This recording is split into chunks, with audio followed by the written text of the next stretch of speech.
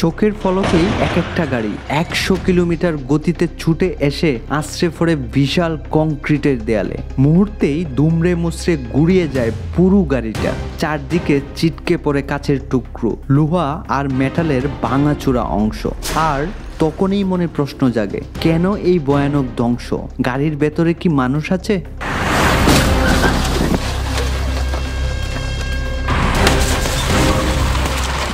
না, এসব গাড়িতে কোনো মানুষ নেই, চালক নেই, আছে শুধু অবিকল মানুষের মতোই দেখতে ডামি পুতুল, যার গায়ে লাগানো শত শত সেন্সর।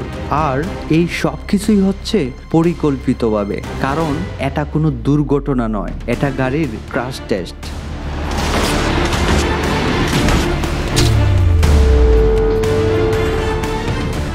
এই ভয়ানক সংঘর্ষের ভেতরেও চলছে বিজ্ঞান।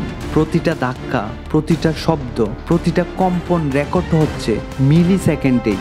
লক্ষ্য একটাই, গাড়ির ত্রুটি ধরা ও মানুষের জীবনের নিরাপত্তা নিশ্চিত করা।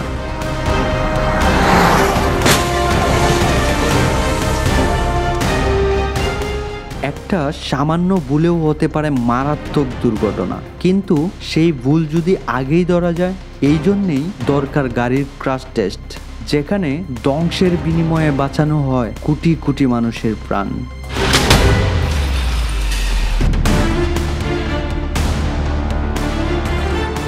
Frontal crash, side impact, rule over. প্রতিটা পরীক্ষায় গাড়িকে ঠেলে দেয়া হয় চরম সীমায়। দেখা হয় কোন জায়গায় ভাঙে আর কোন জায়গা বাঁচে। এই টেস্টগুলোর মাধ্যমে দেখায় কোন গাড়িটা আপনার পরিবারের জন্য নিরাপদ আর কোনটা জীবনের জন্য ঝুঁকিপূর্ণ।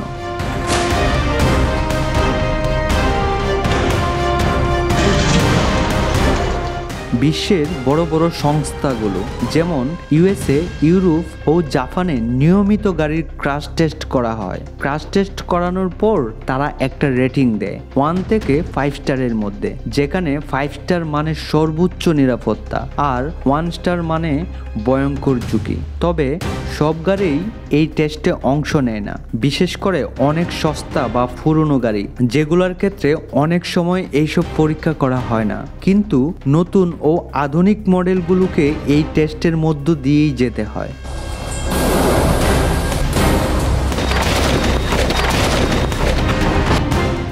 অনেক দেশে তো এই গাড়ির ক্র্যাশ টেস্ট বিষয়টি আইন করে বাধ্য করা হয়েছে গাড়ির কোম্পানির মালিকদের। ক্র্যাশ টেস্টের ফলাফল শুধু গাড়ির নিরাপত্তা জানার জন্যই না, বরং এটা আমাদের সিদ্ধান্ত নেওয়ার পথ দেখায়। কোন গাড়িটা আপনার পরিবারের জন্য উপযুক্ত তা বোঝার অন্যতম উপায় এই ক্র্যাশ টেস্ট রেটিং।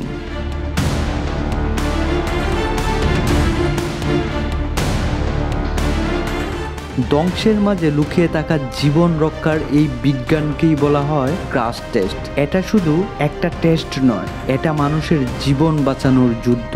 তাহলে চলেন এই ক্র্যাশ টেস্টের মাধ্যমে মানুষের জীবন বাঁচানোর যুদ্ধের গল্পটা সবাইকে জানিয়ে দেই।